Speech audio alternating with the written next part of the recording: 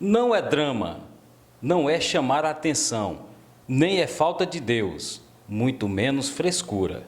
Setembro Amarelo, mês de prevenção ao suicídio. Cerca de 13 mil suicídios são registrados por ano no Brasil. E para falar desse assunto, nós hoje vamos conversar com o psicólogo Rodrigo Clementino. Rodrigo Clementino é psicólogo formado na Universidade Federal do Vale do São Francisco, pós-graduando em comportamento alimentar, realiza atendimentos presenciais em Petrolina, Pernambuco, e atendimentos online com pessoas de qualquer lugar do Brasil que desejam fazer as pazes com seus pensamentos e suas emoções para uma vida mais leve. Bom, Rodrigo, para começar aqui o nosso bate-papo, eu gostaria que você explicasse para todos os internautas sobre o significado, o porquê do Setembro Amarelo. Muito bom dia e muito obrigado por aceitar o nosso convite. Bom dia a todos. Gostaria primeiramente de agradecer pelo convite, pela oportunidade de estar falando sobre esse tema que é tão relevante nesse mês em que estamos agora, de setembro, a campanha do Setembro Amarelo.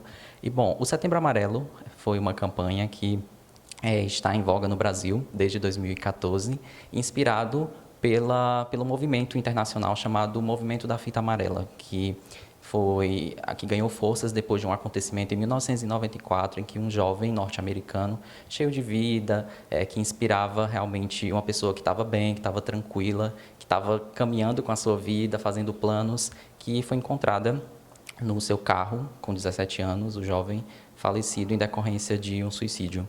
O carro dele, que era um Ford Mustang amarelo, e foi uma morte que causou muita comoção entre os familiares, entre os seus amigos. E no seu funeral foram distribuídas cartões e fitas amarelas juntos a esses cartões com mensagens de apoio e, para além de apoio, de encorajamento, de incentivo para que as pessoas procurassem ajuda diante de sinais de intenso sofrimento, de uma tristeza muito profunda e de pensamentos de morte, e que as pessoas também pudessem ajudar essas outras que estão realmente em intenso sofrimento. Então, essa mensagem foi se espalhando, foi chegando a mais e mais pessoas, e foi um movimento que foi ganhando forças em relação a realmente falarmos dos nossos sofrimentos, das nossas dores com pessoas que são importantes para que a gente possa ser ajudado e que a gente possa oferecer ajuda a essas pessoas que estão em sofrimento.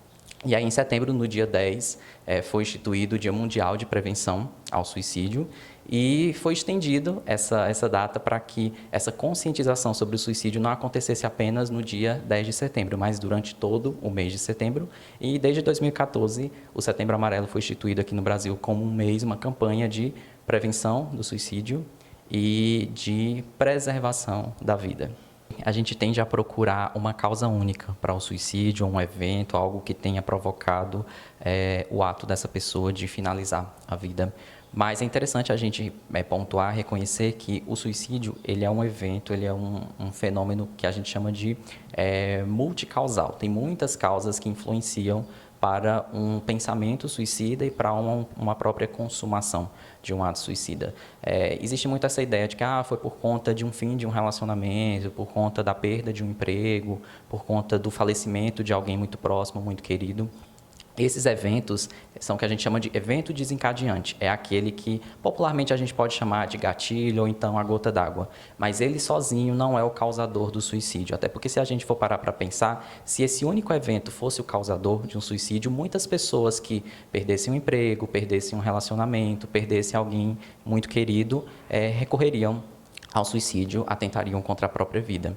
Então, não é um único fator, vários fatores acabam influenciando para que essa pessoa fique mais vulnerável, tenha um maior risco de atentar contra a própria vida. E a gente pode apontar alguns fatores, como, por exemplo, uma própria sensibilidade genética ou fisiológica. Algumas pessoas tendem a receber os baques da vida de uma forma mais intensa, porque tem uma sensibilidade do próprio corpo mesmo, da própria mente, do modo como essa pessoa funciona. Então, as dificuldades que ela sente são mais intensas.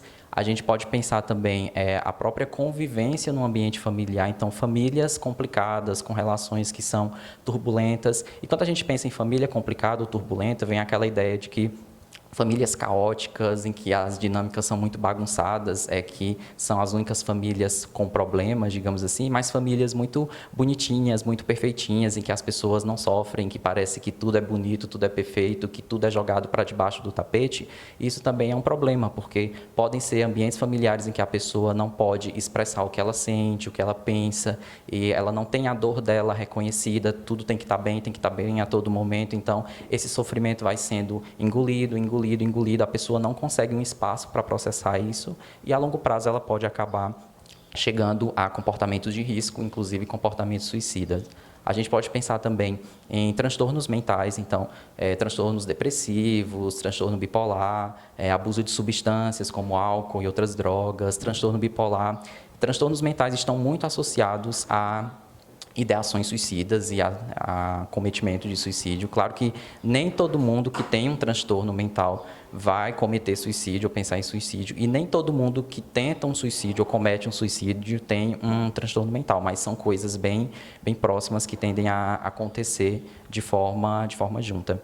E a gente precisa também considerar situações de conflitos, de perdas, lembra da questão dos baques? Então, pessoas que estão passando realmente por momentos muito complicados, que está passando por um fim de um relacionamento, perdeu o emprego, perdeu um ente querido, a depender de como essa pessoa vai vivenciar essa perda, como ela vai processar tudo isso, isso pode fazer com que ela pense que a possibilidade de enfrentar essa dor, que na verdade não é um enfrentamento, né, mas é uma tentativa de tirar, de afastar isso que está machucando, seja uma possibilidade de suicídio. Então, são esses fatores traumáticos somados a uma sensibilidade que a pessoa tem, seja física ou psicológica, de dificuldade para lidar com tudo isso, que pode fazer com que ela pense em suicídio. Então, não é uma única coisa, é uma junção de fatores que fazem com que a pessoa esteja ou mais favorável a colocar a vida dela em risco e tentar eliminar essa dor através da morte, ou tentar lidar com isso de uma outra forma.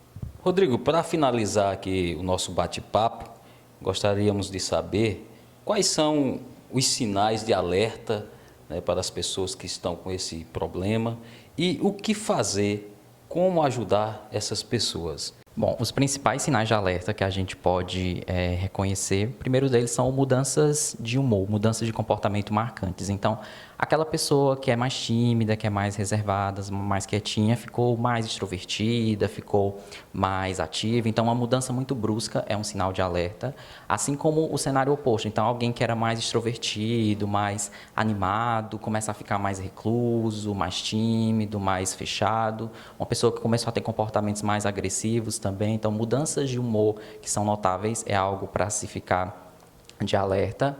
Falas a respeito de morte ou de desistência da vida, de desamparo também. Então, é importante, tanto frases explícitas como desejo de morrer, vontade de morrer, eu acho que morrer seria melhor para mim, como até aquelas mensagens que não são tão claras, como a vontade de sumir, se Deus me levasse, não tem mais jeito, minha vida não tem mais jeito, queria poder dormir e não acordar mais. Então, essas frases sutis que sugerem uma desistência da vida e de que a pessoa está considerando uma forma de sumir, de ficar invisível. Então, é um sinal também de alerta.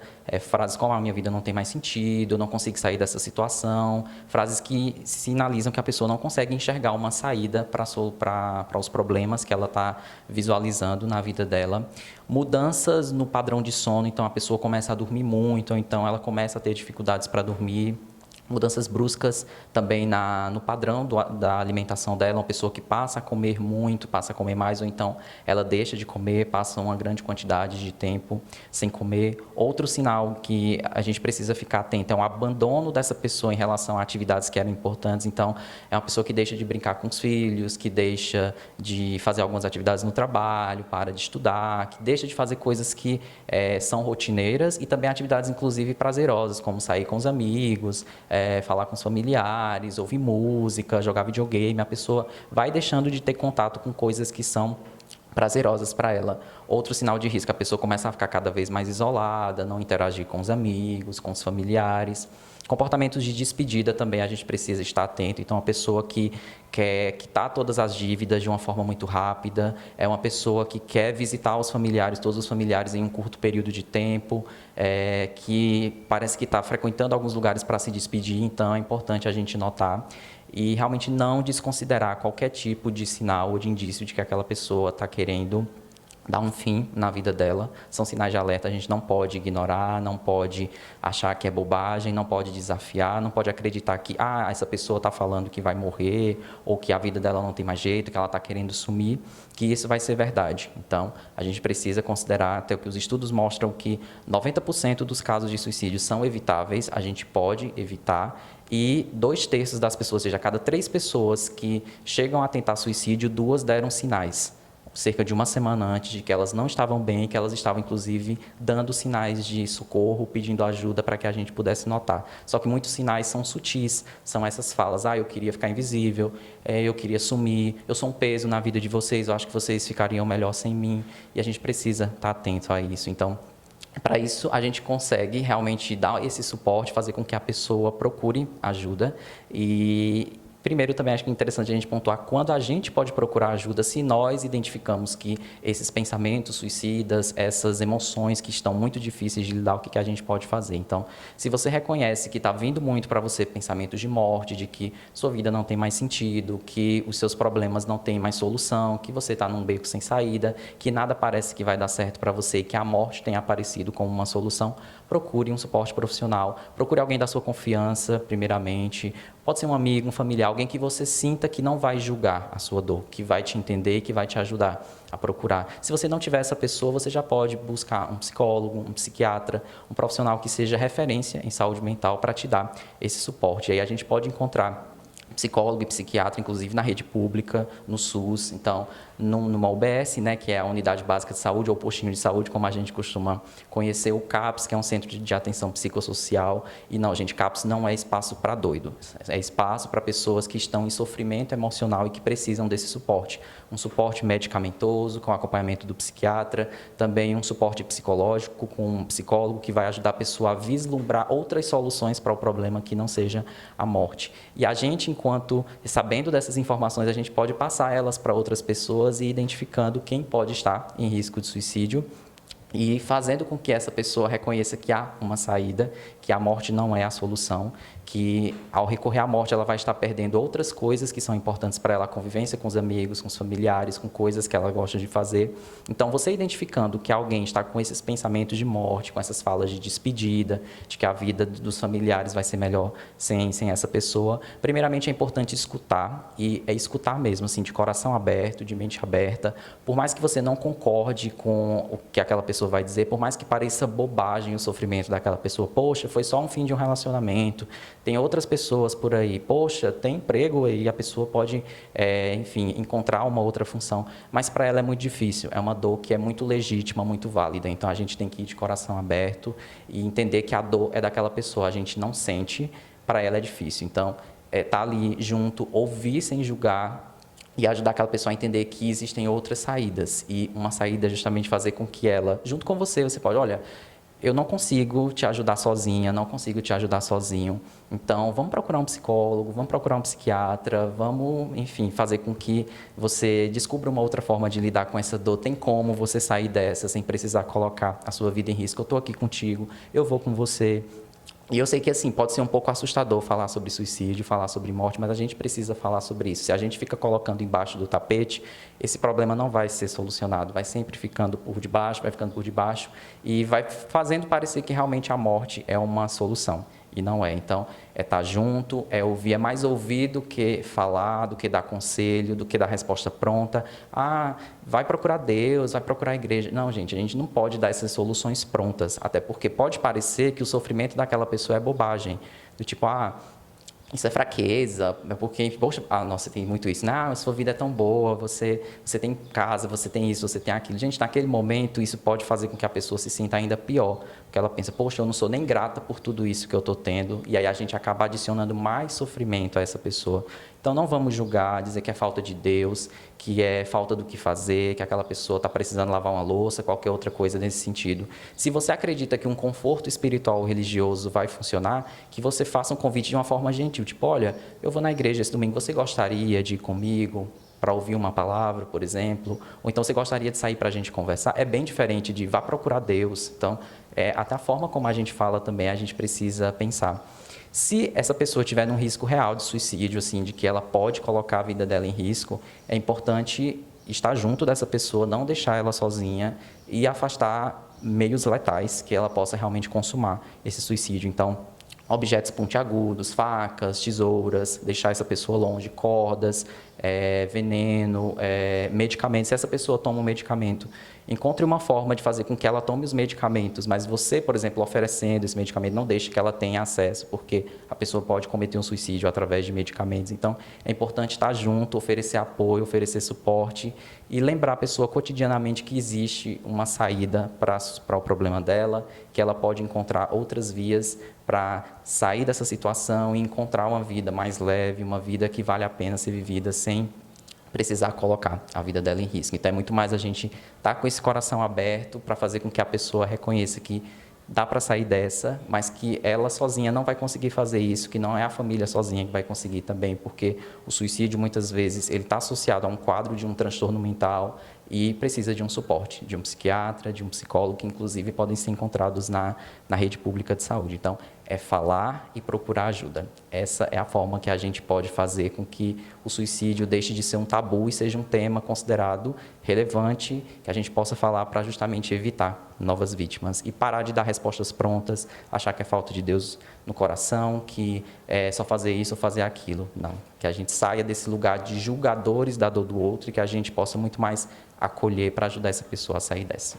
Bom, eu gostaria de agradecer pela oportunidade, foi um prazer falar sobre esse assunto e gostaria de dizer também que eu estou disponível para vocês, se tem alguma dúvida a respeito desse tema, já que o setembro se estende aí, a gente precisa falar sobre suicídio não só em setembro, a qualquer momento, já que a gente está falando de vida, e então qualquer coisa, estou disponível, pode me contatar aí pelas redes sociais, eu posso inclusive disponibilizar também o meu contato para o Chico, para que a gente possa realmente estar dialogando para que a gente consiga realmente vislumbrar possibilidades de vida em meio à dor. Por mais gigantesca que seja a dor que está com você nesse momento, ou por mais fortes que sejam esses pensamentos que estejam aí com você, ou com a pessoa que é importante para você, saiba que existe uma vida para além deles. Dá para a gente se descolar um pouquinho deles e se conectar com uma vida que vale a pena ser vivida.